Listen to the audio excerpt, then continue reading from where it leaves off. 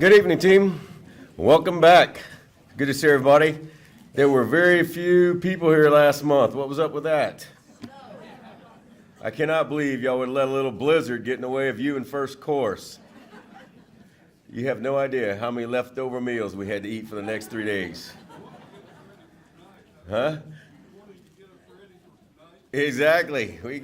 We got a great show planned for you tonight. I say show because I think it's the first time I've ever stood before you, and we have 8 people behind me. So either this is a Saturday afternoon matinee that's going to have multiple versions, or they all going to have a dynamic part, and I know they will. I can tell you from being here over 2.5 years and arriving right as we did a whole lot of restructuring with the rehabilitation departments, our inpatient rehab unit is one of our highest performing units in the hospital system. Here recently, they have been recognized at the national level as one of the top inpatient rehab facilities across our nation. I think, what is it, y'all were over 85% of everybody else, right? So that's a pretty strong mark. So congratulations to that team. They've been nationally recognized, and they just got an award 2 weeks ago. So for those who don't know me, I'm Wes Hoyt. I'm your Chief Operating Officer for the healthcare system. And I thank you again for joining us in March. There's no snow, but there is rain. So one way or the other, we're going to get this, right? Each year, millions of Americans age 65 and older, they fall. In fact, it's estimated that 1 out of every 4 people will experience a fall each year. And out of those falls, 1 out of 5 becomes a serious injury.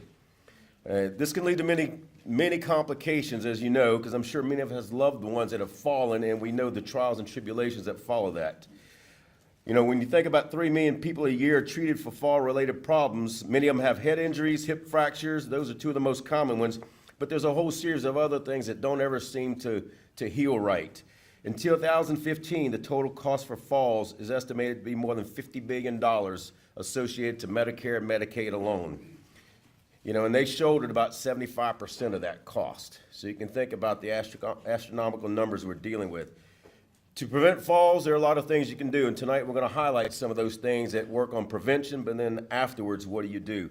You know, we always hear the virtues of exercise, getting up and moving, talking, engaging with your doctor, getting those regular eye exams, and, you know, checking for diabetes and others, and every one of those is important, but it's also important to make your home safe, and we're going to go through some of those techniques tonight.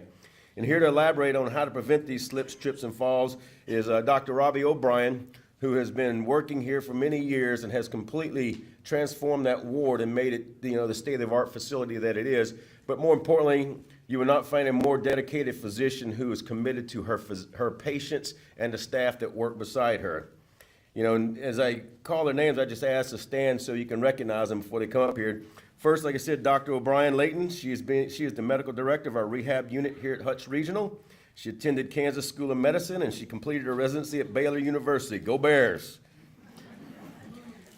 Yay, come on now. The madness hasn't started yet. Sarah Spexarth is our program director, and she's received her master's and her RN. She's attended school at Wichita State and Tabor College. Chris Ast studied at Wichita State School of Nursing. He has an RN and BSN, and he is currently our clinical liaison. Carrie Thiessen is a physical therapist, and she's received her doctor of physical therapy from KU Medical Center. Kim Combs is an occupational therapist and certified in lymphedema therapy. She also attended Kansas University Medical Center. Ashley Zerger is our speech language pathologist and attended Wichita State. Wow, we got some variety there. It's like a KU thing going on here. Tammy Poulton attended Barton Community College and is our certified occupational therapy assistant and is also certified in lymphedema treatment. And Veronica Nail is a certified PT assistant and attended Hutchinson Community College. And finally, Paige Weedle is a rehab tech here at Hutchinson Regional Medical Center. So we have a team of 8 that will be taking you through tonight's presentation. And on behalf of the entire leadership team, I again thank you and welcome you to tonight's event. Dr. O'Brien, the floor is yours.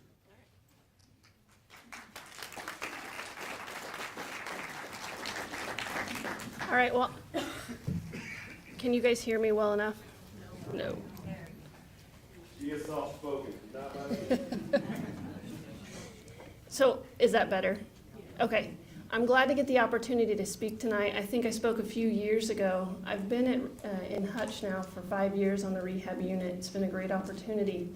Our team, though, PM&R, Physical Medicine and Rehab, is really about a team approach. And so that's why these other speakers are here with me tonight. We're going to talk about those things, staying on your feet, preventing falls, and modifying your home. If you've ever been on a rehab unit or have a family member that's on a rehab unit, this is a lot of the stuff that we cover.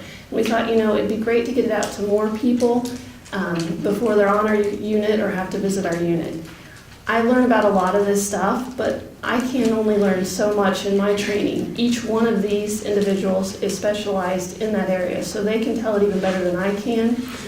And then you can kind of see us interact. So we're going to show you some things. We're going to put stuff up on the stage. If you can't see, feel free to stand up. If you have questions, we have some equipment around here, but we're each going to take a part, and then we'll have time for questions at the end. Physical medicine and rehab, that's my specialty. Usually if I'm on a rehab unit, I'll say I'm a rehab doctor. It's shorter. If I say PM&R, which is short for that, a lot of people don't know, or I say physiatrist, they may think psychiatrist, podiatrist, all sorts of things. No, none of those. But physical medicine and rehab, there's not a lot of us. This unit is lucky in that when they redid everything that they did, and our unit has been newly remodeled before I got here, and they really were focusing on quality. One of the things they said they wanted was a rehab doctor specialized in physical medicine and rehab. So that's one of the things this unit has that some of the units around us do not have. And the goals of my specialty, we're really focusing on function. And so that doesn't mean is it an illness, an injury, something you were born with, we're aging, we've had a stroke, we've had a fall. How do we improve that quality of function and that independence? And we like to say we're adding life to years. It's good to live long, but if you're not having that quality, what good is living? So. Physical medicine and rehab really started around the 40s. World War II was kind of a big push where we got this population of people back. We had medical advancements. People were surviving, but they had disabilities, amputations, and wanted to get back to living. So my specialty came out of two things. One, somebody needing to know how to deal with people who had musculoskeletal disorders and stuff. And then all the modalities to treat that, which kind of is exploded into, now we have physical therapy, occupational therapy, all of that. So it's really the physical medicine and then the rehab portion. I focus mainly on rehab on the unit, but it's really an overlap of all these disciplines. Wes really kind of gave a good summary of what we're talking about. It's falls, but also near falls. I will see a lot of people in the unit and we'll talk about, have you fallen? Well, no, I haven't. And their family members shaking their head saying, well, yeah, I remember this time. So sometimes people think if I don't get hurt or no one saw me, it didn't count, right? Or I caught myself, so that didn't count, but I've done that 6 times today. Those near falls, they count. And one of those times we're going to hit the ground. We all fall. Walking is a balance act. And when we're little, we fall a lot. You've got to balance in the center of gravity, and we're just closer to the ground, so when you hit, you bounce back. And the older we get, the harder it is to kind of bounce back. We don't give, or our bones give, instead of just kind of bruising. So we're talking about how do we kind of adapt for that. There's adaptive equipment that can help, but really this can apply to anybody. We all fall. We're going to continue to fall. If you have a stroke and you are able to walk after you fall, your fall risk actually goes up. But we don't tell people with strokes to stop walking, right? You've got to keep walking. You've got to keep moving, how to do that safely. And then there's some things that you can prevent fall risk, home modifications. We're going to talk about medication management, because when you're moving really well, that's great. But if you're not managing your meds, that can lead to confusion, low blood pressure, and other things that can contribute to falls. And then finally, how would you modify your home? Before I went into rehab, I think I had certain ideas of what was accessible and, this would be a good modification. And then after I learned, some of the things that I would have done before probably wouldn't work out so well. So if you're thinking of making those changes, this panel here is a really good one to maybe ask some of those things, because sometimes you think, well, this makes my house accessible, but you may have some other condition come up and then it's not as accessible as you think. So a doorway might seem wide for a walker, but what if you needed a wheelchair temporarily? So those are some of the things we're looking at. And with that, I'm going to turn it over to Sarah, the program director, to tell you a little bit about the inpatient rehab unit so you know what it is up there. Come and take a look if you want. And then She'll talk about the unit, and then we'll go from there.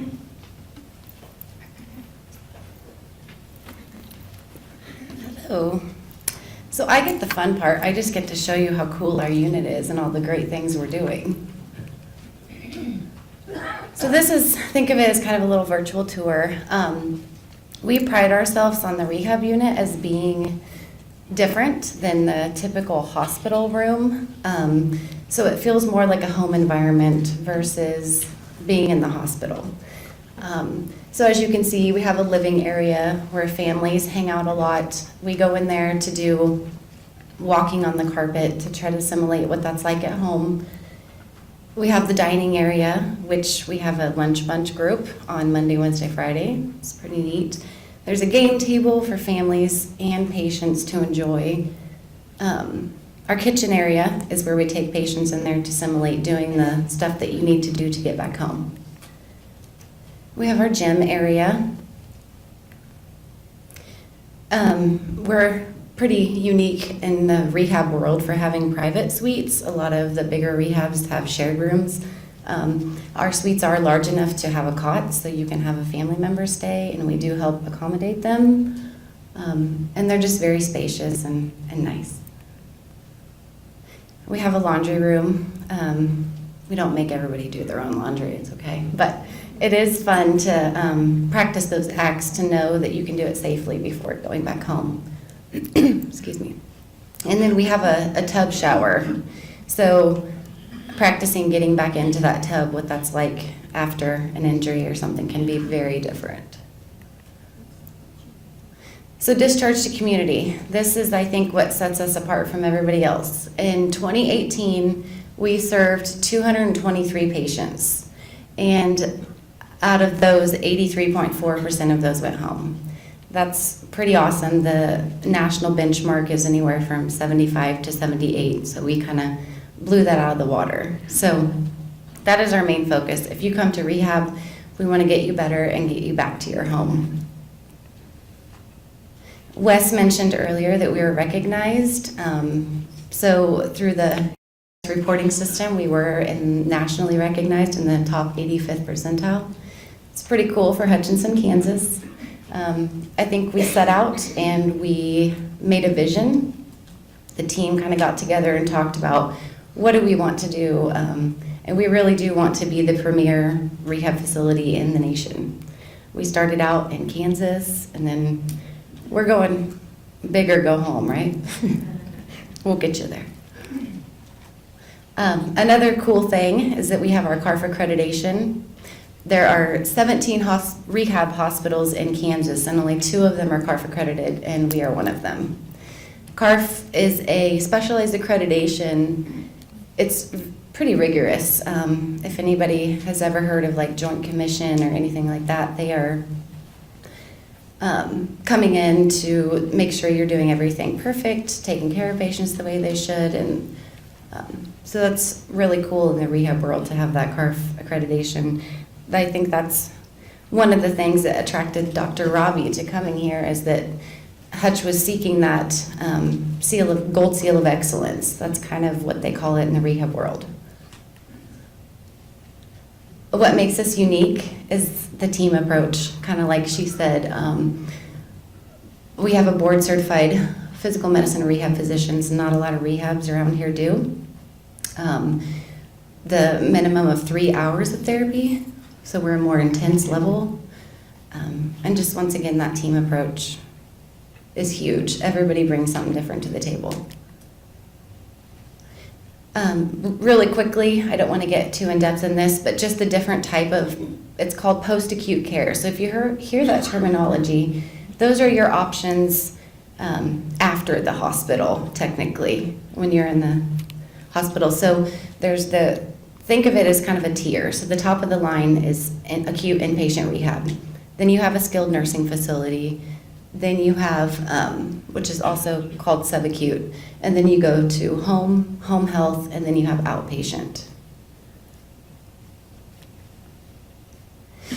So, like I said, this just shows the difference between rehab and skilled nursing, kind of what sets us apart from them.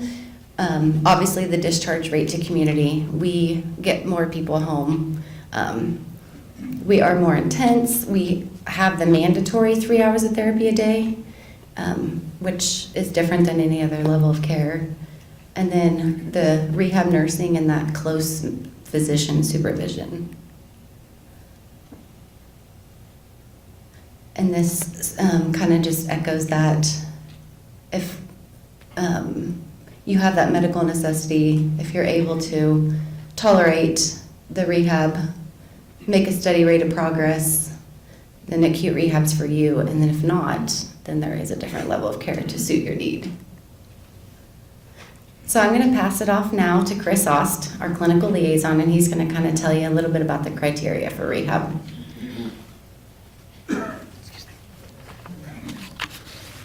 Alrighty, so there is criteria that we look at before you come into inpatient rehab, and that's really not for you guys, to worry about. We'll try and make sure that you meet the criteria. So just really touching base on what they are.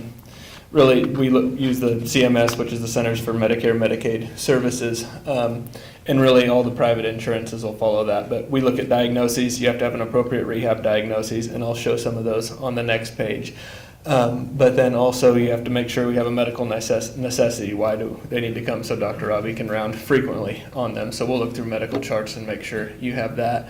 And then also we need to make sure you can tolerate the therapy. So we'll read through therapy notes, medical notes, making sure you're participating. And it's 3 hours of therapy a day, 5 days a week, but we're not going to make you do all 3 hours at once. We break it up, 3-4 sessions, and you get a rest, the other 21 hours. If we don't like you do it all in a row. And then, like we touched on, we have the interdisciplinary team approach. We also have to think you're going to make significant improvement, in the time frame that you'll be there, which our time frame is usually about 10 to 14 days. Our discharge, or our average length of stay is like 11.8. So depending on diagnoses, 10 to 14 is a pretty safe bet on how long you'd be with us. And then we always start looking, we have to have a safe, reasonable discharge plan. Do we think we can get you home in that time frame? So we start asking that as we're evaluating you for rehab. So some of those diagnoses, our top admitting diagnoses last year was stroke, and then followed by hip fracture. But up here, these are some of the common ones that Medicare recognizes, but we can take people, just frequent falls, debility, just those kind of things too. They don't have to fall into this bubble here. We can kind of expand it, and we will look through and make sure we can find it. But really anything, if there's been a decline in function, falls, and your goal is to get better and stay home, we'll work on that. And then a good way to think of Sarah's comparison to skilled, a rehab's a short sprint. We're up doing a lot of therapy in a short amount of time trying to get you home. Whereas, subacute or skilled, they have more time to work with you. It's not quite as intense, and each has its place, so we'll evaluate to try and help you with that. And I'm going to pass over here to Carrie, our physical therapist, and they're going to start talking about falls. Okay, so now that you have heard about our lovely unit, we're going to look at one of the big reasons why a lot of people end up in our unit, and that is falls. So first, to reiterate what Wes said, falls are incredibly common. If you look at the statistics, 1 in 4 older adults report a fall. So if there's about 100 or so of us in here, that'd be 25 have reported a fall in the last year. And that's a huge number. And also notice it says reported a fall. So a lot of falls go unreported. A lot of people try to cover up falls. It's not really necessarily something that they want to talk about. So that number is actually low. It's actually more than 1 in 4. And of those 7 million, which is about 24% of the number that they looked at, they had to have some kind of medical care or had to slow down for a couple of days because they got injured from the fall. And even going along outside of that, 27,000 older adults who fell actually died from the fall. So falls are serious. Falls are common. They're not something to be embarrassed about, but they are something to be addressed, which is why we're here.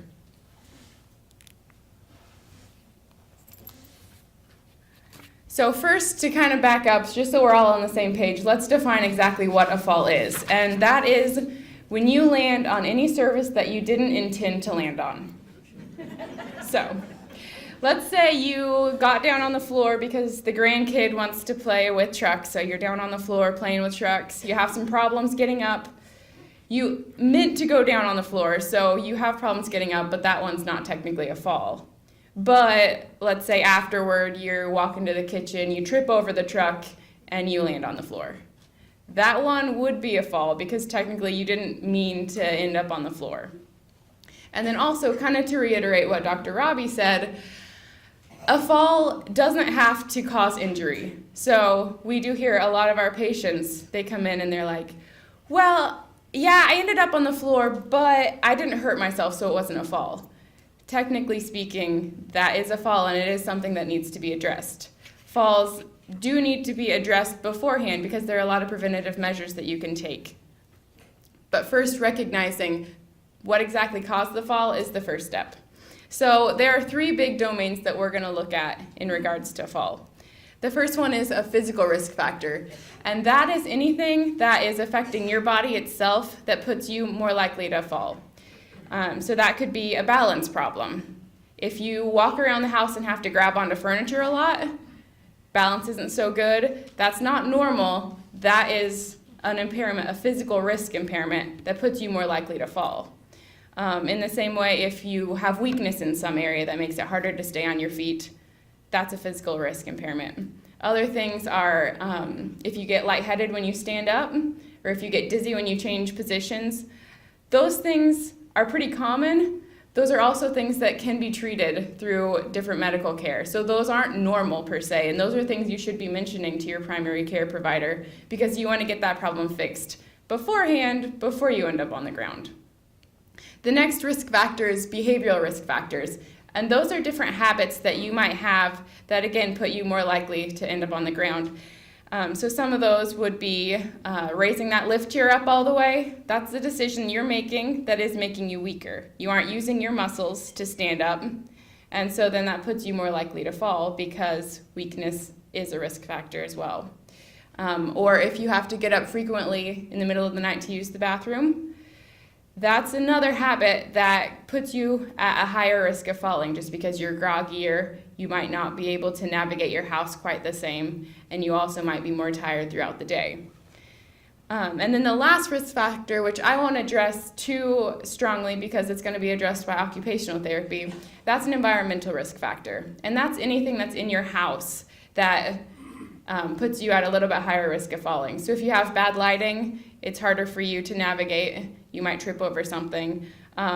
If you have a lot of pets that love you but happen to be underfoot quite a bit, that's another risk factor that doesn't have anything to do with your body, but it is something that might cause you to fall. So with those 3 different domains, you can kind of start to look at which one of these is causing my fall. And if it's one of the first 2, you can talk to your primary care provider and see if there's steps that you can take that would prevent that from happening. If it's more of an environmental risk factor, then after this, you're going to have the knowledge of knowing exactly how to change that. Another thing that also increases your likelihood of falling is if you are afraid of falling. It's kind of a self-fulfilling prophecy. A lot of people who have fallen before, they get really, really tense and really afraid that they're going to fall again, and then that puts them more likely to fall. If they are afraid of doing the stairs, for instance, when they do have to do stairs, they're probably going to be really tense going up those, not natural, and a little bit less safe. And then it also affects you in a different way. If you fear an activity, you're probably not going to do it very often. So with our stair example, if you don't like stairs, you won't do them. You're not getting the strength benefits from doing the stairs because you aren't doing them. That's making you a little bit weaker and a little bit more likely to fall. So by avoiding the activity in and of itself, that puts you at a higher likelihood of actually fulfilling that prophecy. And then another way that it might limit you is if you don't like the stairs, you're not going to do them, but your church has 4 stairs to get up, you aren't going to go to church if you don't like the stairs, and that's where all your friends are. So By avoiding different activities, you might not be getting the same social interaction that you would get before. And there have been multiple studies out there that talk about how important social interaction, having a social circle and community is for just general health and well-being. So by being afraid of activity and not addressing it, that is affecting you in a number of different ways. And this is something that you can also talk to someone about, because there are a lot of different steps that we can take to address that fear and make sure that you're really safe to do it. So again, we're going to go back to that stair example. If you're afraid of stairs, okay, let's scale it down a little bit. Let's make sure that you can handle a 2-inch step, just a little baby step. Let's get you really comfortable doing that. Let's go to a 4-inch step. Let's go to a 6-inch step. And then from there, we can progress to doing 1 step, to 2, to 3, until you can get those 4 steps. And that means you can get out into the community and back to your normal life. So those are things that we can work with you on, but first you have to bring up the issue. So that's something to recognize. If it sounds like I'm kind of describing you, that's something you should talk to someone about, because there are a lot of different things that we can do, and that's going to help your quality of life and your safety just in general. So this next slide is, you should have a handout in front of you. You might have to share with a neighbor, I'm not entirely sure. But this is a checklist that you can go through. So you can score yourself, and this is going to address that fall risk and see if maybe we are kind of talking about you. So on the left side, there is a statement, and you can score yourself whether or not that describes you. And then on the right side, it talks about why that is significant. So I'm not going to go through the whole thing because my bedtime is coming up. So you can go through that yourself and kind of score yourself and see if you are at risk. And if you are at risk, that is something that needs to be addressed. You can talk to somebody and you can get the care that you need, because again, preventative is key. We don't want you to end up on the floor. Okay, so with fall prevention, we've kind of already been bringing this into play. The first thing is to address those risk factors and talk to someone about them. Secondly, exercise is pretty important, and exercising safely is especially important. So in just a minute, we're going to demonstrate something that you can do by yourself that is safe, that's going to keep those muscles strong. So exercise to be continued. And then also having your doctor or pharmacist look at your medication list, which we're going to talk about a little bit later, so I'm not going to go too far into that. Having your vision checked is really important, because if you have poor vision, then your balance is going to suffer.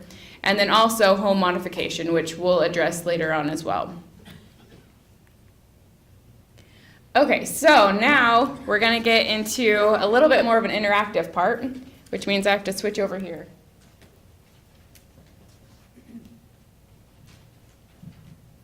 Okay, am I still on? All right, so here we're going to do a chair rise activity. And again, you have this in front of you. You should have a handout so you can take it home and know exactly what we're doing here. But we'll walk you through it. Okay, so we have our lovely model, Veronica, here.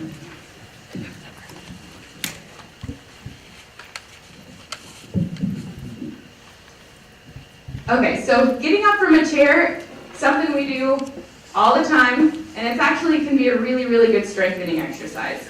This is something you can do very safely because there's not going to be too much balance component in it. But it's also going to hit a lot of different muscles. So it's going to hit fronts of the thighs, it's going to hit back of the hip, it's going to hit those stomach muscles. So there's a lot going on here, a lot of good stuff. So first, Veronica's going to scoot up in the chair. Okay, now she's going to make sure her feet are about shoulder width apart. She might have arm rests. If so, she can kind of push off of them, but remember, this is a leg exercise. So don't use your hands too much off of those arm rests. Okay? So from here, she's going to lean forward. She's going to really push through those legs. Stand up tall. And once she's up, I want you to squeeze muscles. So straighten out those knees, tuck your hips underneath you.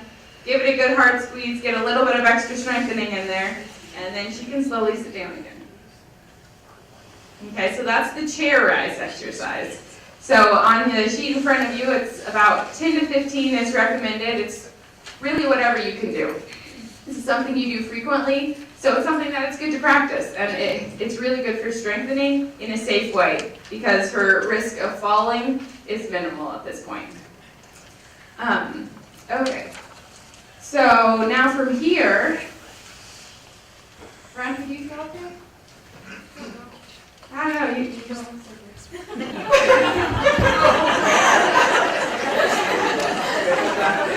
Okay, so Veronica unfortunately has fallen, but she can't get up. We're going to show you how. Okay, so getting up from the floor. After this speech, you aren't going to fall because you're going to take all of the preventative measures, but just in case it happens to occur, what you need to do to get up from the floor. The first thing that you do after you fall is you need to look around and you need to locate something that's really sturdy. You want to find a chair or a bed or anything that isn't going to roll and anything that isn't going to fall on top of you. Okay? So once you find this, then you need to scoot toward the chair. And you can either scoot on your bottom or you can go onto your hands and knees. Okay, and once you get there, you're going to put your elbows up on the surface and you can kind of walk yourself up from there. So try to bring that leg through. There you go. Come up, turn, and sit down. So it looks pretty easy. It's actually, it can be kind of difficult. So it takes a lot of work. Be consistent with it. Keep trying. And then also once you are in this position, don't just get up and get going again. Because the last thing you want to do instead of one floor transfer is 2 floor transfers. So make sure as you're sitting here, if you need to call for help, if there's any chance you think you're injured, call for help. Make sure you're good to go before you get up back on your feet. Okay? So, round of applause for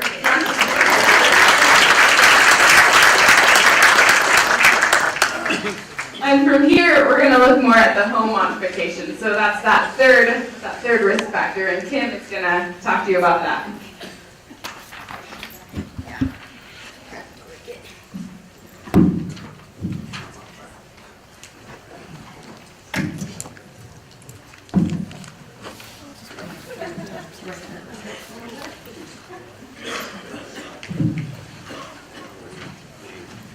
All right, I'm Kim. I'm the occupational therapist, and I want to talk to you guys a little bit about your homes. So as you can see here on our handout, our home is one of our greatest assets that we have. Usually it's one of our biggest investments, and it's really important that we take care of it the best that we can. So I just want to talk a little bit about what you can do to age in your home so that you can stay there as long as you want. So first thing, I want to ask you guys a few questions. What do you think about when you think of your home? You can just shout some things out. What comes to mind when you think home? One level. That is a great answer, yes. What else comes to mind when you think of your home? It doesn't have to be the setup of it, just sentimental reasons. What comes to your mind when you think of your home? Clutter. Steps. Steps? Clutter. Man, you guys are already on top of all of this. Most of the time when we think of our homes, we're thinking it's a comfortable environment. It's a place that's safe. Usually we want to get home as fast as we can because that's where we relax. That's where we feel the most safe, if you want to think about it that way. What we don't realize is most of the times, and I would assume probably everybody in here or close to everyone, we have some sort of fall hazard in our home right now. We just don't know it. We don't think about it. We get so used to our environment that we pass that rickety handrail every day that you thought you were going to fix but just never got around to it.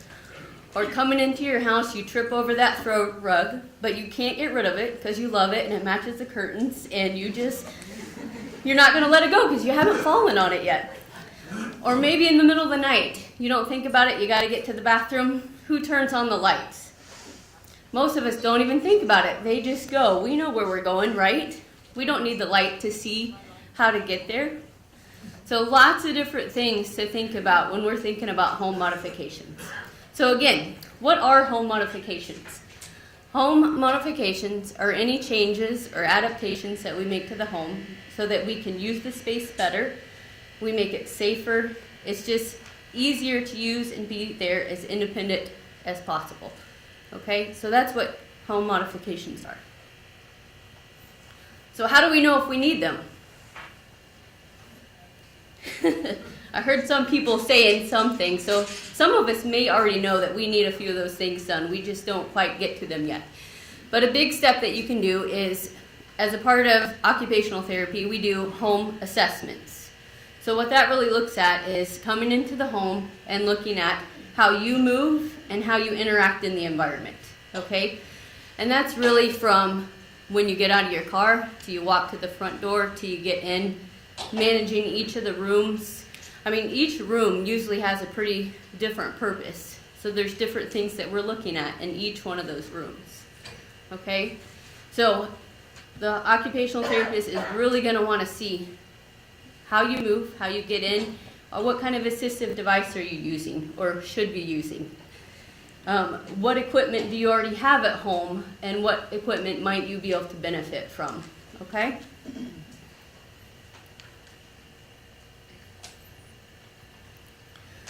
So with that in mind, I just kind of want to walk through what it would look like a little more specifically. So if we were to come in and do a home assessment with you, we want to start on the outside of the home, okay? How do you get from the car to the front porch? Do you have sidewalks? Is it uneven? Do you have gravel? Sometimes we have grass or muddy areas or just stepping stones. Those are hard to do with a walker, huh? So once you get to the porch, do you have stairs? We have different heights of stairs. There's different depths of stairs. Do you have a handrail on right side, on left?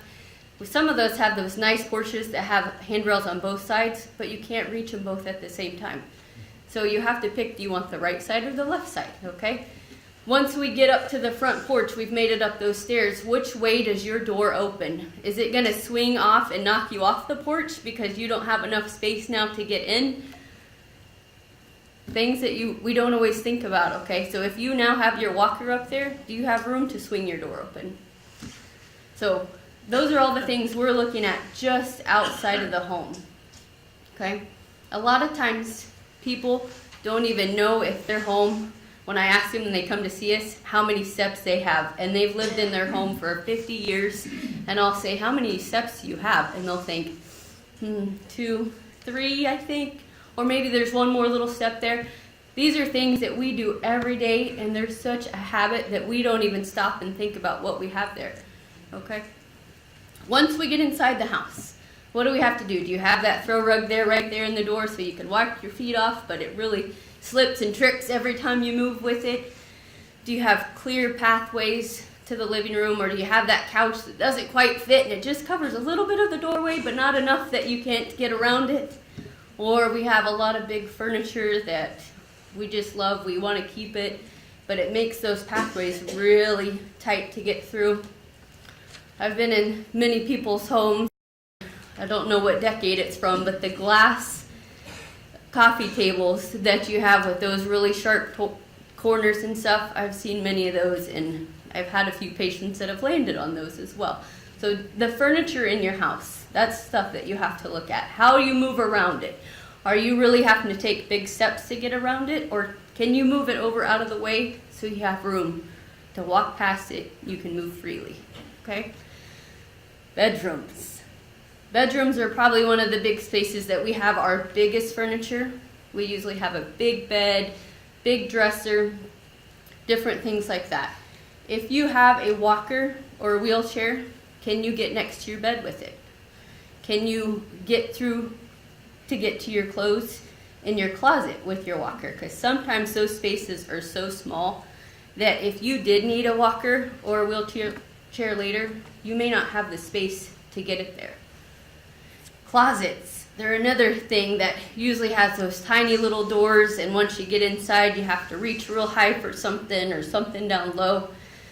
Can you move yourself outside of the closet that you frequently use? Can you have a family member say, this is spring finally here, I'm going to move my spring clothes where I can reach them easily, or we're going to put all the winter stuff back in the closet where I don't need to get it right now. So just different things to think about that can make you moving in your environment easier. One of the biggest reasons people fall is in their bathrooms at home. So everybody think for just a minute about your bathroom. Think about your door width, your setup, everything. The biggest thing that people have when they come and see us at rehab is, I think I can do everything, but I can't fit through the bathroom door. Because those bathroom doors are usually so much smaller. There's not a standard, there's different standard size, but they're not the bigger size, and I'll go over those measurements a little bit more later. But they're usually considerably smaller, and most walkers won't even fit through those doorways straight ahead. So we have to teach people different strategies. So just the doorway itself is the biggest problem getting into the bathroom. Once you get in there, do you have a tub? Do you have a walk-in shower? If you have a tub, can you step over the tub easily to get in and out of the shower? Do you feel comfortable doing that? I have so many patients that come and say, well, I really stopped doing that because I didn't feel safe getting in and out of the shower. But there's a better way to do it. And we have different equipment that you can use. It doesn't take a lot of modifications every time.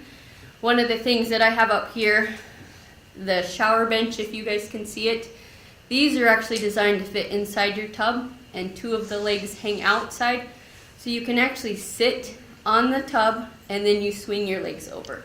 So small modifications like that can make it a little bit easier. Do you have room to put grab bars in your bathroom? Not all, some of those fiberglass showers, you may need a professional to come in and do that. But some of it you can get your family member or someone else help you get grab bars installed. Our toilet height. How many people here have to have a riser, or do we need something to help us get off the stool? Okay, if you can get grab bars, we have a commode here. These commodes are nice because if you can't get through that bathroom door, these can go in the bedroom or other places in the room. But this commode will also fit right over the toilet, and then you have the handrails built into it, so it makes it a lot easier to use. You can use it in different spaces too. So the kitchen is another area that we'll look at. A lot of people stop making big meals. It's too much work. It's hard. You have to get all the supplies out. So a lot of people use their microwave or simple meal prep, or go out to eat, or have a box meal here. But things to look at. Can you get into the kitchen with your walker? Can you get into it with a wheelchair if you have to? If you need to, can you open the refrigerator door and still get in? Because some of those spaces I know in people's homes are very tight, but there are ways to move furniture around, to move things around so that you can get to it a little bit easier. Moving the things that you use frequently, sometimes just to the countertop versus in the cabinet so that you can reach it easier. So many different things that we can do. So those are a lot of the recommendations that we would make during a home assessment.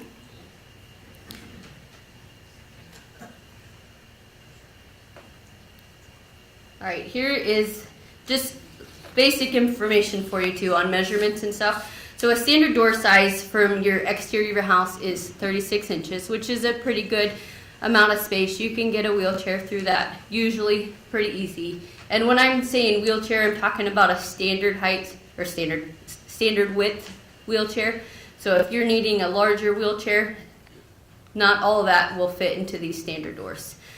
So when they get into interior sizes in the doors, they go anywhere from 24 inches up to 36 inches. So a lot of times builders in those smaller homes, they use those smaller doors because it takes up less space. But you can't get your walker or your wheelchair through a 24-inch door. Okay? So in order to accommodate a wheelchair, you need a doorway a minimum of 32 inches. And if you have to go through the doorway and then turn or make some kind of turn through a hallway, when you get in the bathroom you have to turn, whatever it might be, you need 36 inches. So you need more space to be able to turn the wheels when you're going through the doorway. So just some things to think about. Everybody can go home, measure doorways. Just having the awareness of it helps more than anything else, and you can kind of plan ahead for that as well. So these pictures just show some very simple modifications, some recommendations made. The step that you have up there is just a very small ramp portable ramp that you can make. The getting in and out of bed, there's a bed rail. Some of that equipment I'll go over just a little bit more. I'm not going to talk about all of it, but a lot of that equipment is available at local DME stores, Walgreens, other places like that carry a lot of that supplies. The bathroom, you can see that you can do a lot of different things to make it safer in your bathroom. Grab bars, handheld showers, the seats, raising your toilet seat, lots of different things there. So I won't talk about this a lot, but I just want to bring awareness to it. Home modifications, the adaptive equipment, the things that you might need in your home, these are not things that are covered by insurance, okay? A lot of times this is a big thing that people have to think about. It's hard to find the resources to get this. That's why it's so important to plan ahead. If you know in the future that if you had to use a walker and you couldn't access your bedroom or the bathroom or whatever it is, planning now to get some of those modifications and do them as you go makes it a lot easier. If steps and stairs are already a problem getting into your house, you might talk to someone about looking at how much would it cost to get a ramp to your house. Planning ahead so that if you did fall and you come and see us, we're not talking to you about, all right, how soon can you get this ramp in? Because it usually takes longer than you think. Okay?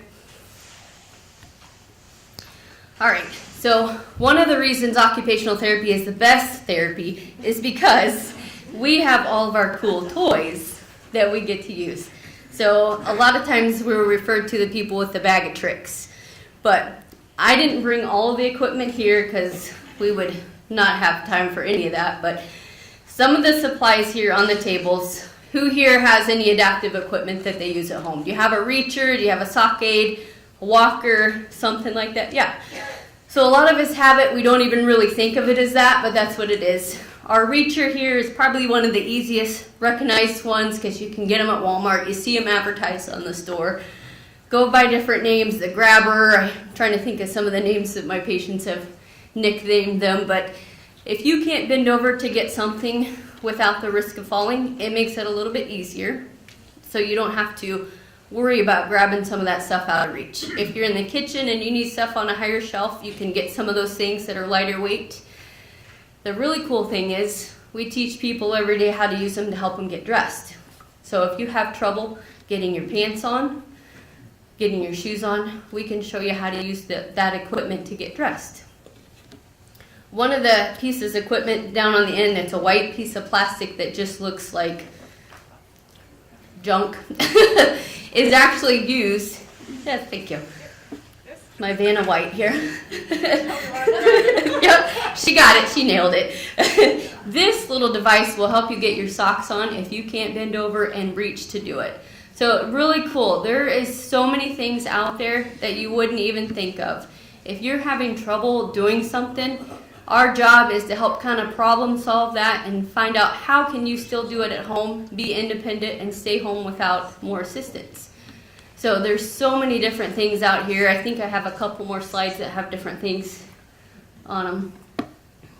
If you have compression socks, and I don't have it out here to show you, but here in the corner, compression socks, most of the time people do not follow that because they're so hard to get on. There's different tricks, we have different devices, so if it's something that is really important for your health, there's usually a trick that we can help you get it, okay? The equipment goes from anywhere from, like I said, the bathroom. We also have adaptive equipment for eating. A lot of times when we get older, we get arthritis. It's harder to hold cups, utensils, different things. So there really is adaptive equipment just for about any part of your life, okay? One more thing here, I just want to touch base, and I think we might have a few samples over on the tables too.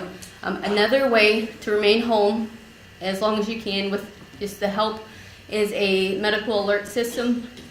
There are so many different types out there, but it is really benefit you to have one of those. It's just peace of mind. If you do fall, you can get help right away. We have so many people as well that have come to us and that they have fallen and they were there and nobody checked on them till the next day or whatever the story might be. But this can really help people get the help they need quicker make your success story a little bit better to get you home quicker, okay? There's some really fancy ones out there now too that even have fall detection on them. So maybe you fall and you're not able to be awake to hit that button, but it can detect that you fell as well. So lots of different things out there to help you guys stay home, stay independent, and be in your home as long as you can, okay? All right.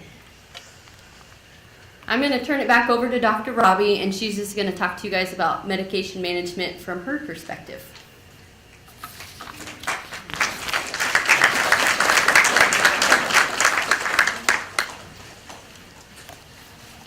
We're gonna just see how long we can talk and maybe just keep going and going. The medical alert system, I do want to say that's one of the things we talk about, because if you fall and you lie there for a long time, your muscles tend to break down, and so you can get a myopathy or rhabdomyolysis, and so then your muscles are super weak, and it can take weeks to months to recover instead of a few days. And when your muscles break down, you dump a lot of protein, and protein's really hard on our kidneys, so you usually get kidney damage and sometimes kidney failure. Our kidneys can bounce back, but sometimes you get permanent damage. So if you do get hurt, okay, I broke something, or maybe I just bruised something, it's lying there and getting dehydrated and all that, that can cause a lot more damage and really prolong your recovery phase and make it harder to get home. So Ashley, my speech therapist, is going to talk a lot about medication management, which you might not think that that would be speech therapy's area of specialty. A lot of times people think, well, they work on talking and I'm talking fine. But for me, you might be moving well, you may make great adaptations to your home, but if you're not taking your meds the way you should, and these are some key phrases that always make me nervous, I just wanted to put in here and then I'll let her talk. But the medicines that are probably the most at risk: blood pressure medicines, diabetic medications, pain meds, and blood thinners. And depending on different times in our life, we may all need to be on these for one thing or another. I mean, if you've had a knee replacement or a joint replacement, you're on a blood thinner even temporarily. Well, we want your blood thin, but if you fall, that puts you at an increased risk of bleeding, and it's bleeding in your brain that we usually worry the most about. Sometimes you can bleed into your muscle or into that joint and not recover well. So people will often tell us when they come to rehab, well, that's how it's supposed to be taken, but I've simplified my regimen, right? I've simplified my schedule. Well, what does that mean, and who helped to do that? And I get it. If you're on multiple medicines and you have to take them 3 or 4 times a day, it may be difficult to remember, but you can't just decide I lump them all together and I get them down in the mornings, because that works. Or I do them twice a day. Well, how did you decide to do that? You took half of the blood pressure medicines in the morning, half at night. Well, no, I decided to take the blue and yellow ones in the morning. And, and people will sort by color, by size, by taste, by who knows what. I get tired after I swallow this many pills. And so sometimes the primary care provider doesn't even know what you're doing, and it might be the reason why you're not feeling so well. So, with blood pressure, the problem is if your blood pressure is difficult to control, you need to take those medicines spread out throughout the day, or maybe morning and night. And if you take them all in the morning, your blood pressure is really low, especially when it kicks in about an hour later. And you can get dizzy, you can get lightheaded, you don't move well, and you're at increased risk of falling. Or you take it all at one time, then it's really high at the other time of the day, and that puts you at risk of stroke. Blood sugar, same thing, too high or too low, you're not going to function well. And then the other one I hear a lot is my medicines cost too much. And they do, they can be really, really expensive. But, so then I'll have people that they take their meds every other day, or every other week, or when I know I need it. And sometimes I'm like, how do you know when you need it, right? So just be honest with your primary care provider, because if you go in and they think you're taking your blood pressure medicine and your blood pressure is too high, you get another pill, right? And then if a really well-meaning family member comes over and organizes your meds and you take all of those, and they're like, she's not right. Why is she not making sense, or why is she falling? It's because you didn't need all that medicine. So let us know. Part of what Ashley will work with on the rehab unit is those meds, but also looking at, can we simplify them? She'll come to me and say, Dr. Robbie, do they really have to take this 5 times a day, or what? Can we do it twice a day, because that's easier? And then you may have to drop meds, but let the provider know what you're doing, because sometimes everything else is good. You're exercising, our environment's good, but it's the medicines that can get you into trouble. Okay.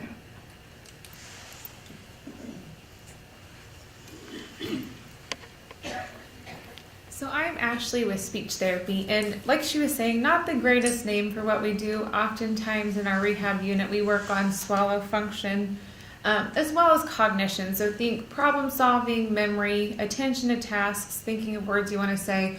I'm really just helping you get through your day-to-day tasks. A big thing we focus on is medication management, just because that does increase your risk for falls. According to the American Heart Association, they estimate that about 75% of people do not take their medications as directed. And then they also talked about how basically that leads to about roughly 3 million people being admitted to long-term care facilities because they are not able to take those medications correctly, high risk for falls and injury. So beside the medical or the cost, or the medical side of things, we're looking at an added cost. So if you're not taking your medication correctly, you're looking at potentially having to be going to the doctor more frequently, or having a hospital stay that's going to add a lot of expense to your life. So we look at how we can diminish all of these risks. And a big way that you can do that that's pretty simple is just keep an updated list of your medications. What can be helpful is including what you take, why you're taking it, the amount you take, and what doctor is going to prescribe that for you. Something else you can consider is having family members involved in your appointments, so they know if any medication changes occur, and they can kind of help if you have any questions. Then another thing that we look at is all the ways that you can sort your medications. So there's pill boxes that you can use. Up in that left corner, you'll see what they make as a pre-sorted blister packets, and pharmacies will do that for you. So they can even do the pill boxes, they can pre-sort all of that. And this chart on the next page will kind of show you every pharmacy within this area. It gives you an idea. Some will include that as a service that they provide. Typically, it's not an added cost. However, you might have to do your medications at 30 days versus 90, which can be a little bit more pricey. But if you think overall, that will probably decrease your costs in medical expenses. So then here's the last page of those. And all you have to do is call your pharmacy. They'll let you know if that's a service they provide and if it's an added cost to you. So I'm going to let Sarah wrap up with our success stories. And we do have some handouts back there on one of those tables. Like Kim spoke about the measurements for your doorways. We have that back there, so you guys are free to take that. There's also some other fall prevention resources, and we also have the little, I don't know if anybody saw, it's called a medical alert. It's pretty neat. You put it in your house, and it signifies to EMS that you have your med list written on there, that you have your doctor. It has a lot of really helpful medical information that if you're unable to give that, we're already able to know that if you do need to have EMS bring you to the hospital. There's also the handouts for the chair rise exercises, and then some other safety checklists and fall risk checklists. But so this is just fun. We love to do success stories with our patients. We really truly do look at people as family when they're on the unit. It's kind of a love-hate relationship. I think you hate us till you learn to love us when we get you better. We have a lot of fun. We do out-of-the-box things. Gosh, I'm trying to think of an example of the crazy stuff we've done to simulate what people did to fishing. We had a man that loved fishing, and he had his fishing pole, and we practiced reeling. That was something he wanted to get back to. That was huge to him. Everybody has something different that they love. That's what we want to know. We want to motivate you. So it's not all 3 hours at once. That's the scariest word ever when we go talk to people. It really is broken up, and it's very much tailored to you and your needs. And just encouragement. We are your cheerleader.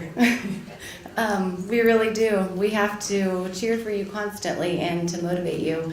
Nobody's there because they want to be there. Something bad's happened or something's occurred. So we do a lot of cheerleading. I would never admit that to anybody else because I was an athlete, but we do a lot of cheerleading. This is our team. we tried to get everybody together just for a little snapshot. We have nurses, pharmacists, social worker, of course our doctor, physical therapy, occupational therapy, speech therapy, a whole huge variety. Our team is much larger than this picture, but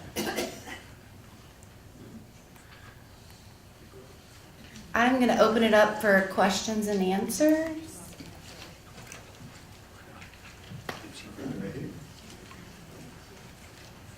Mine's not either a question or an answer, it's a comment.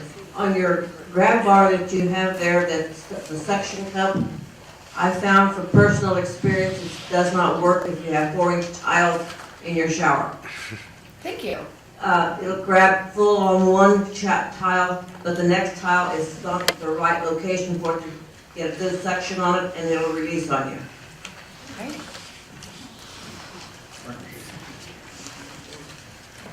Kim might be able to speak further to that.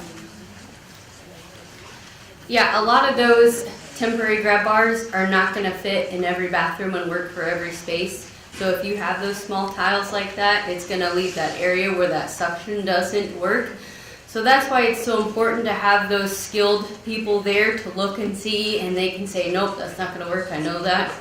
So just another reason, but yeah, thank you for sharing that, because it does. It makes a difference to know what's going to work in your space, because that makes all the difference. You can buy those in different sizes, different lengths. Yes. You might be able to fit on yours. Measure. Well, I have a total hip replacement. And there's a special way of getting up off the floor when after you yourself go down on purpose. How long has it been since you've had your replacement? Because that makes a difference too, I think, with your precautions. About a year. Okay. Yeah. So there are a couple of different ways that you would have to do that, because you do have to protect that hip, because you have those precautions that they talked to you about, I'm assuming then? Okay, well, so one way is to go up, kind of walk yourself up from behind. So if you have a chair up here, you kind of have to walk yourself up this way. Or also, if you can still get to that same position, so you can scoot yourself over to the chair and turn. And as long as you bring the opposite hip up to push yourself up, then you should be good to go. And I think that is a good question to ask your surgeon, and just ask him how long you have those hip precautions. Some people are for life, but there is variation at times that you'll have those precautions. So that's a good question for your surgeon. You have to fall first.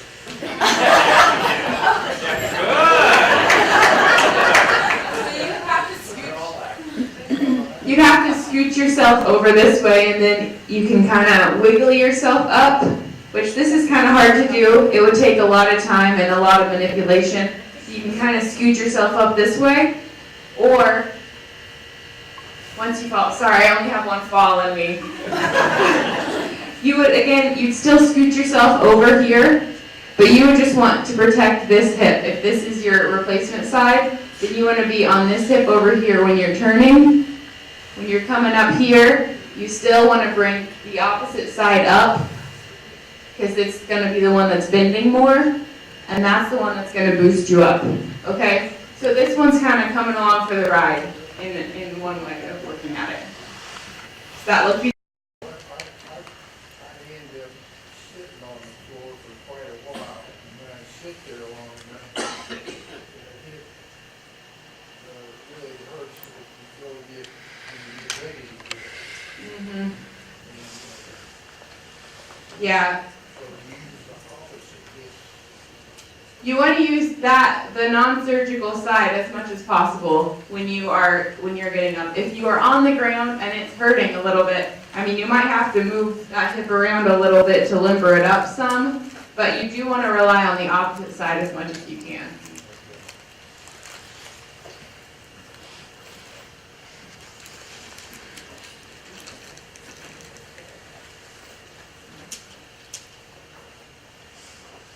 I have two questions. The first one, when you were showing your slides, you had those charts up there. What was that for? I missed it. Towards which presenter? Well, the one that was talking about medicines, Oh, Ashley. they were charts and you had shown the blister packs and all. And here's these charts. Yeah, what are those for? The charts. This chart is just her simply showing which pharmacies here locally provide the pill boxes, which do deliveries Okay. to home, and if there's any extra cost. Okay, that's fine.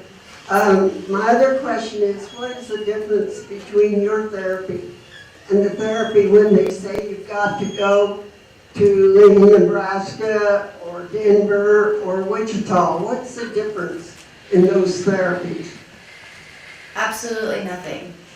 We are the same level of care, but just in Hutchinson, Kansas. They may have fancier equipment, but it is the same level of care. We have just a skilled therapist here.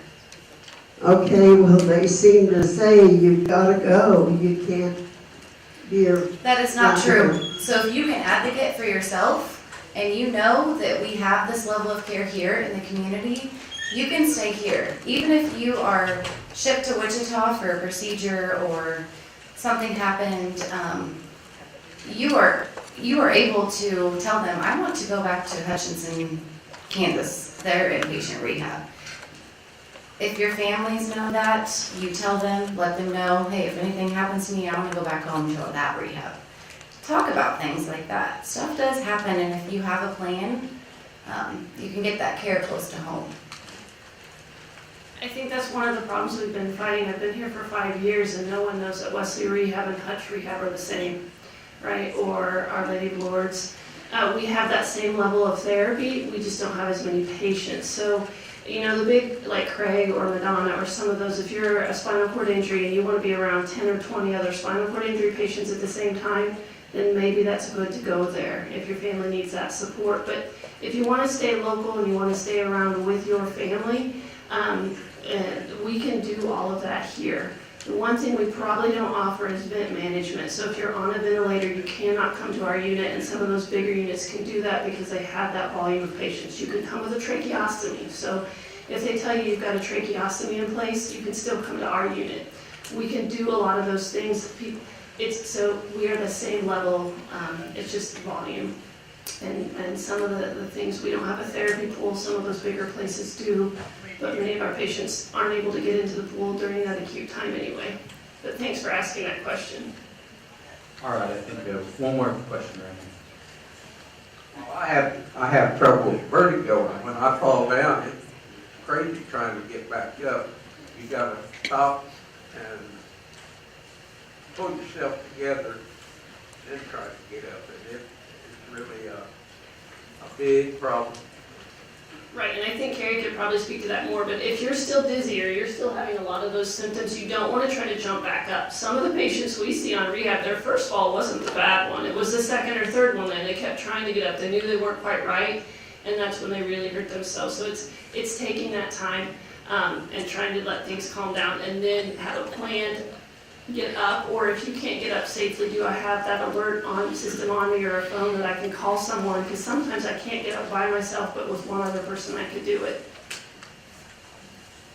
Yeah, kind of going along with that. First of all, you recognize, that isn't normal. That is something that should be treated. But we do have providers who can look at that. If you talk to your primary care provider and get a referral to your nurse throughout, or if a lot of physical therapists are vestibularly trained, there's a lot of different treatments that you can do for that. So first of all, try to fix the problem before you end up on the ground, but then once you are on the ground, a lot of times with vestibular issues, it's the change in position. So once you're in a position, if you take the time to let things settle, then symptoms should go down, and so then you can move on with the transfer. So that floor transfer, getting up from the floor, it might take you 3 times as long because you have to, once you do each movement, you have to wait for symptoms to settle. But it's taking that time, making sure that before you move, everything is calmed down and you aren't super dizzy and liable to fall again. how about a hand brain tissue